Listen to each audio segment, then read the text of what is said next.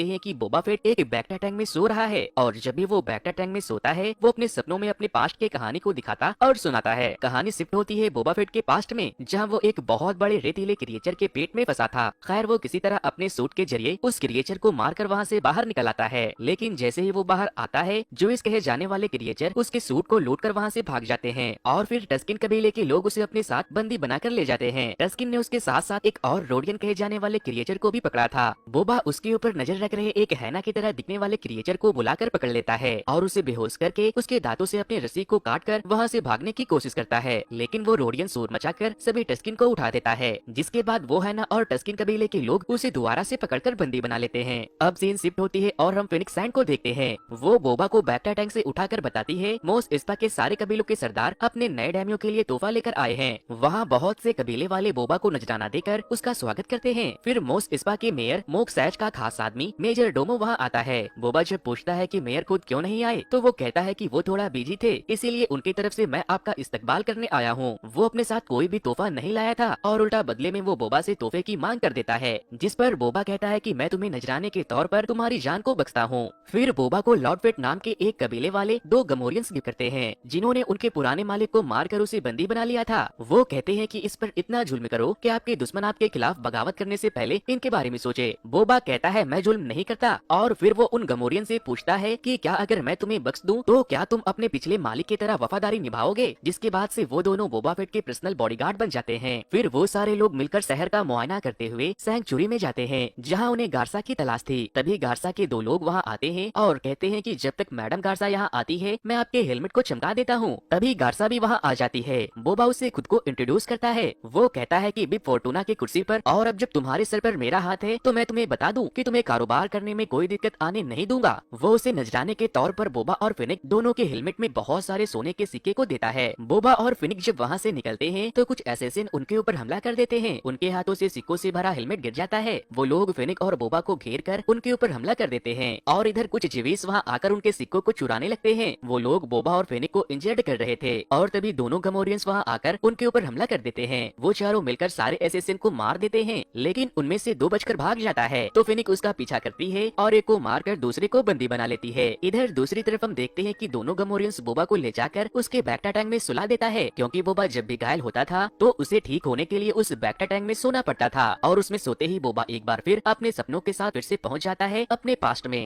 जहां एक टस्किन उसके हाथों में रस्सियों को बांधकर उसे कहीं ले जा रहा था। रास्ते में वो लोग कुछ स्पीड बैकर को देखते हैं जो कुछ टस्किन को मारकर उनके पानी पर कब्जा कर लेते हैं। फिर वो टस्किन बोबा और रोडियन से रेत में काले तरबूज को ढूंढने के लिए बोलते हैं, जिसके अंदर का रस रेगिस्तान में उनकी प्यास बुझाने के काम आता था, लेकिन वो टस्किन बोबा को उसका जूस पीने नहीं देता। वो लोग जब खुदाई कर रहे थे तभी रेत के अंदर से एक मॉन्स्टर निकलकर उन लोगों के ऊपर हमला कर देता है और रोडियन मारा जाता है। वो टस्किन उसके पैरों में एक भाले को मारकर इंजर्ड कर देता है, जिसके बाद जब वो उसे मारने के लिए आगे बढ़ता है तो पीछे से बोबा उसके गले को दबाकर मार देता है। बोबा की बहादुरी को देखकर वो टस्किन बोबा को आजाद कर देता है और उस क्रिएचर के सर को लेकर अपने कबीले वालों के पास वापस लौट जाता है, जहाँ वो लोग बोबा का बहुत शुक्रिया करते हैं। The book of Boba Fett season 1 episode 2 the tribe of Tatooine. दोस्तों मैं आपको बता दूं कि टैटूइन उस ग्रह का नाम है जहाँ बोबा फेट रहता है। टैटूइन पर 3 राज्य हैं, मोस इस्पा, मोस पिल्गो और मोस इसली। बोबा इनमें से मोस इस्पा राज्य का डैम्यो था, जहाँ पर 3 कबीले बसते थे। अब हमें प्रेजेंट का सीन दिखाया जाता है, जहाँ बोबा फेट उस जिंदा पकड़े गए असैसिन से पूछता है कि बताओ तुम्हें किसने भेजा था, लेकिन जब वो कुछ नहीं बताता तो वो लोग उसे महल के नीचे बने बेसमेंट में फेंक देते हैं और कहते हैं कि अब तुम आदमखोर जानवरों की भूख मिटाओगे। लेकिन जैसे ही वो लोग बेसमेंट के अंदर के दरवाजे को खोलते हैं वो फौरन बता देता है मुझे मेयर ने भेजा था, लेकिन उस दरवाजे के खुलते ही वहाँ से एक चूहा निकल कर आता है। फिनिक कहती है उल्लू बनाया, बड़ा मजा आया। फिर वो लोग मेयर से मिलने उसके महल में चले जाते हैं, जहाँ मेयर का एक रिसेप्शनिस्ट उनसे कहता है कि मेयर बिना अपॉइंटमेंट के किसी से भी नहीं मिलते। तभी वहाँ मेजर डोमो मेयर की चापलूसी करते हुए कहता है कि गुस्ताखी माफ हो, मेयर पूरा सप्ताह बिजी रहने वाले हैं, वो आपसे नहीं मिल सकते। लेकिन बोबा जबरदस्ती मेयर मोक्सैच से मिलने चला जाता है। बोबा उससे पूछता है इसे मुझे मारने के लिए क्यों भेजा, और तभी मेयर का आदमी उस एसेसियन को मार देता है। मेयर कहता है कि ये नाइटविंड के ओहदे वाला एसेसियन है जो सिर्फ हट गैंग के लिए काम करते हैं, इसे पकड़वाने के लिए मैं तुम्हें इनाम देता हूँ।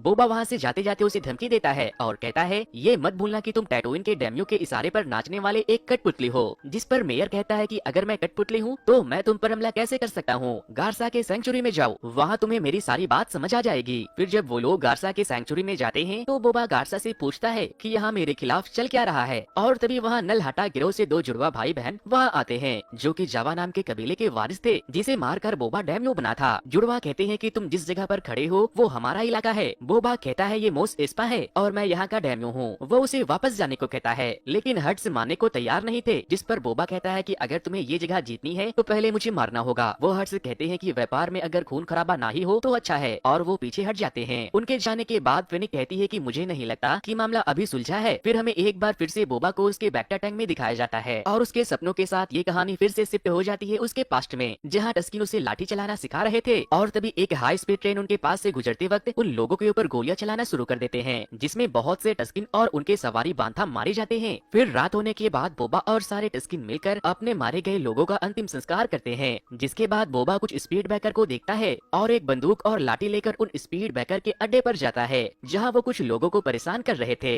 बोबा वहाँ जाकर उन सब स्पीड ब्रेकर गिरोह की अकेले ही खूब धुलाई करता है और शराब पीकर उनके सारे बैग को लेकर टस्किन कबीले वालों के पास चला जाता है। वहाँ वो सारे कबीलों वालों को वो स्पीड बैग चलाने के लिए सिखाता है ताकि वो सारे लोग मिलकर उनके ऊपर हमला करने वाले ट्रेन को रोक सके। बोबा उन्हें आगे जाने को कहता है तो वो पीछे भाग जाते हैं। शुरू में काफी मुश्किल होती है, लेकिन काफी कोशिश करने के बाद वो लोग उसे अच्छे से चलाना सीख जाते हैं। फिर जब एक दिन ट्रेन आती है तो वो लोग अपने बैग पर सवार होकर उसे रोकने के लिए निकल जाते हैं। ट्रेन में सवार लोग उन्हें देखते ही उनके ऊपर गोली बरसाना शुरू कर देते हैं, लेकिन इस बार टस्किन भी अपने लोगों को ट्रेन को रोकने में मदद करने के लिए ट्रेन के गार्ड्स पर गोलीबारी करते हैं। बोबा और टस्किन बहुत से लोगों को मार देते हैं और बहुत से टस्किन भी मारे जाते हैं, लेकिन आखिरकार किसी तरह से बोबा सबको मारकर इंजन तक पहुंच जाता है और ड्रॉयड को ट्रेन रोकने के लिए बोलता है तो वो ट्रेन से ही कूद जाता है। जिसके बाद बोबा ट्रेन का एक्सीडेंट करवा देता है और सारे टस्किन ट्रेन पर ले जा रहे हथियारों को अपने कब्जे में ले लेते हैं। बोबा ट्रेन के इंचार्ज से पूछता है कि क्या तुम्हारे पास मसाले हैं? वो कहता है नहीं, लेकिन तभी टस्किन के हाथों में मसाले लग जाते हैं। बोबा उससे कहता है कि सालों से ये रेगिस्तान इन टस्किन के बाप दादा का घर है, अगर यहाँ से गुजरना है तो टोल भरना होगा, ये बात अपने सरदार को बता देना। टस्किन को जब उस ट्रेन से पानी मिलता है तो वो बहुत खुश होते हैं। फिर जब रात होती है तो टस्किन बोबा से खुश होकर उसे एक छिपकली गिफ्ट में देते हैं जो उसके नाक में घुस जाती है। बोबा कहता है ये छिपकली तो बहुत बदमाश है, सीधा नाक में ही घुस गई। छिपकली के उसके नाक में जाते ही बोबा एक रहस्यमयी पेड़ के पास चला जाता है, जिसकी जड़ें बोबा को दबाने लगती है, लेकिन बोबा वहाँ उस पेड़ से एक लकड़ी को लेकर वापस लौटता है। उसे वापस देखकर कबीले वाले बहुत खुश होते हैं। फिर जब रात होती है तो वो लोग बोबा को अच्छे से तैयार करते हैं और उसके द्वारा लाए लकड़ी से वो लोग उस लाठी को बनाते हैं, जो लाठी हर एक टस्किन के पास था और अब बोबा भी एक टस्किन बन चुका था। फिर वो लोग बोबा के साथ जश्न मनाते हैं और खूब डांस करते हैं।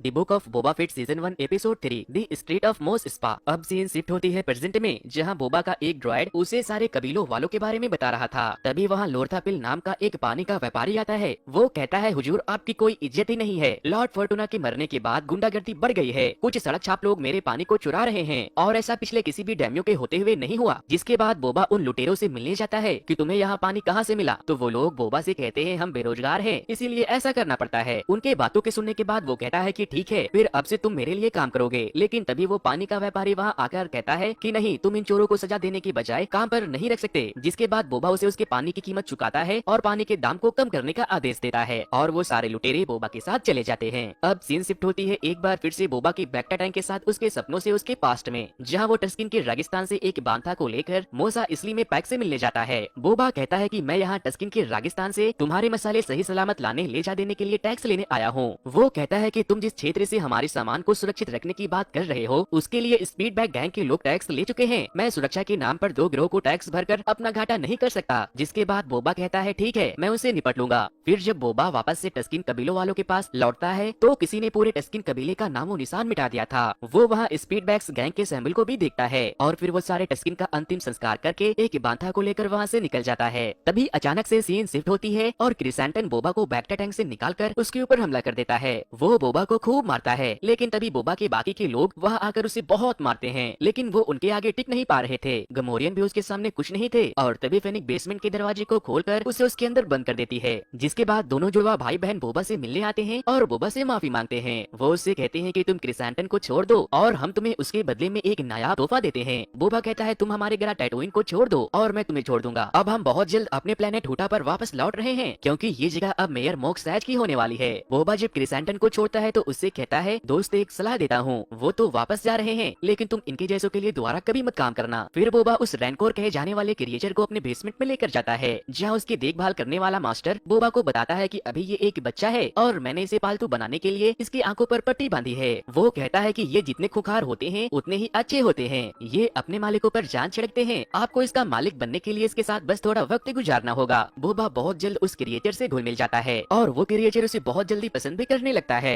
ऑक्साइड से मिलने जाते हैं और अगेन मेजर डोमो उनसे कहते हैं कि मेयर बहुत मसरूफ है, आने वाले 20 दिनों तक उन्हें सांस लेने की फुर्सत नहीं है। फेनिक उसे डराने की कोशिश करती है तो वो अंदर जाकर दरवाजे को बंद कर लेता है। जब फेनिक दरवाजे को तोड़कर अंदर जाती है तो वो वहाँ से भाग चुका था, जिसके बाद रैस और स्केट अपने बाकी के लोगों के साथ उसका पीछा करते हैं। मेजर बहुत साड़ा बनने की कोशिश करता है और वो रैस और स्केट को चकमा देता है, लेकिन रैस किसी तरह से उसके कार का एक्सीडेंट करवाकर उसे पकड़ लेती है। बोबा उससे पूछता है कि मेयर कहाँ है, तो वो बताता है कि वो भाग गए हैं और वो जाकर पैक्स से मिल गए। थोड़ी देर के बाद स्केट बोबा को खबर भेजता है कि स्टार लाइनर में बैठकर बहुत से पैक्स हमारी ग्रह पर आए हैं, जिसके बाद बोबा समझ जाता है कि पैक्स उसके खिलाफ जंग की तैयारी कर रहे हैं और मोस स्पा का मेयर मोक्सैड उससे मिल गया है। The book of Boba Fett season 1 episode 4 the gathering storm. अब हमें फिर से बोबा को उसके बैक्टा टैंक में सोए हुए दिखाया जाता है और उसके सपनों के साथ फिर से सीन शिफ्ट होती है उसके पास्ट में, जहाँ टस्किन के मरने के बाद वो एक बांधा के ऊपर बैठकर वहाँ से उस जगह पर चला जाता है जहाँ उसके डैम्यो बनने से पहले पिछले डैम्यो ने उसके सिर को रखा था। बोबा गार्ड्स के कम होने के बाद उसके अंदर जाने का प्लान बनाता है, लेकिन रात को जब वो और बांधा खाना खा रहे थे तभी बोबा एक चमकीली रोशनी को देखता है। बोबा उसके पीछे चला जाता है और जब वो वहाँ पहुँचता है तो वो पहली बार फेनिक को देखता है। वो वहाँ घायल पड़ी थी। बोबा उसे अपने बांधा पर बैठाकर मोस इसला शहर में लेकर जाता है और एक मैकेनिक को उसे ठीक करने को कहता है। पहले तो वो मना कर रहा था, लेकिन जब बोबा उसे पैसे देता है तो वो तुरंत उसका इलाज शुरू करता है। वो मैकेनिक उसके पूरे शरीर में मशीन फिट कर देता है। फिर जब फेनिक होश में आती है तो खुद का ये हाल देखकर बोबा से कहती है कि ये क्या कर दिया मेरे साथ। बोबा उसे बताता है कि तुम मर रही थी, तुम्हारे शरीर के कई अंग ने काम करना बंद कर दिया था, इसीलिए तुम्हें बचाने का बस यही एक तरीका बचा था। फेनिक उससे पूछती है कि कौन हो तुम। वो कहता है कि मैं हूँ बोबा फेट। तो वो कहती है कि बोबा तो मर गया। बोबा कहता है हाँ, मुझे भी तुम्हारी तरह रेगिस्तान में मरने के लिए छोड़ दिया गया था, लेकिन टस्किन ने मेरी जान बचाई और मुझे अपने लोगों की तरह रखा, लेकिन स्पीड बैगर ने उन्हें मार दिया। बोबा कहता है मुझे तुम्हारी मदद चाहिए मेरे गनशिप को हासिल करने में। वो कहती है कि ठीक है, मैं तुम्हारी मदद करूंगी और फिर मेरा हिसाब बराबर। फेनिक वहाँ के गार्ड्स के लोकेशन को पता करने के लिए उस महल के अंदर एक ड्रोन को भेजती है और उसके वापस आने के बाद फेनिक और बोबा को महल के अंदर का पूरा ब्लूप्रिंट मिल जाता है और वो लोग एक खिड़की को काट कर टनल के रास्ते उस महल के किचन में जा पहुँचते हैं, जहाँ एक ड्रॉइड सेफ उसे रोकने की कोशिश करता है तो फेनिक उसके सर को काट कर अलग कर देती है। और फिर थोड़ा आगे जाने के बाद बोबा को उसका वारशिप दिखाई देता है, लेकिन तभी वहाँ बहुत से गार्ड्स आकर उन लोगों के ऊपर हमला कर देते हैं। फेनिक उन सबको रोकती है और बोबा अपने शिप को स्टार्ट करता है। फिर फेनिक भी किसी तरह से बहुत सारे गार्ड्स को मारकर उस शिप में चली जाती है और वो दोनों वहाँ से निकलने में कामयाब हो जाते हैं। बोबा कहता है मैंने तुम्हारी जान बचाई और तुमने मेरे शिप लेने में मेरी मदद की, हिसाब चुकता हुआ, बोलो तुम्हें कहाँ उतारूं। वो कहती है अब मैं तुम्हारे साथ ही आऊंगी और फिर बोबा अपने शिप से स्पीड बैकर ग्रो को ढूंढता है और उन पर गोलियां बरसाकर उन सबको मार देता है, क्योंकि उसने उसके दोस्त टस्किन को जो मार दिया था। बोबा फेनिक से कहता है कि अमीरों की नासमझी की कीमत हम अपनी जान से क्यों चुकाए, हमें अपना सोचना चाहिए। वो कहता है मुझे माफिया चलाने के लिए अकल और ताकत दोनों चाहिए, अगर मैं डैम्यो बन गया तो तुम्हें बराबर का हिस्सेदार बनाऊंगा। और फिर वो दोनों मिलकर पुराने डैम्यो को मारकर उसकी कुर्सी को अपने कब्जे में ले लेते हैं। अब सीन शिफ्ट होती है बोबा के बैक्टा टैंक के साथ प्रेजेंट में। बोबा कहता है कि हमें मेयर को ढूंढना होगा, जंग किसी भी वक्त शुरू हो सकती है। बोबा सैंक्चुरी जाता है जहाँ क्रिसैंथन कुछ ट्रेंडेजन को बेवजह ही मारकर अपना गुस्सा निकाल रहा था। बोबा उससे कहता है सुनो दोस्त, कोई ढंग का काम करना चाहोगे, और वो उसे भी अपने साथ काम करने के लिए तैयार कर लेता है। फिर हम देखते हैं कि फेनिक और बोबा मिलकर मोस इस्पा के बहुत से कबीले वालों को मीटिंग के लिए बुलाते हैं और कहते हैं कि पैक्स गिरोह मोस इस्पा में अपने आदमी को धीरे धीरे फैला रहा है और मसाले के कारोबार के नाम पर वो हमारी ग्रह पर कब्जा जमाना चाहता है।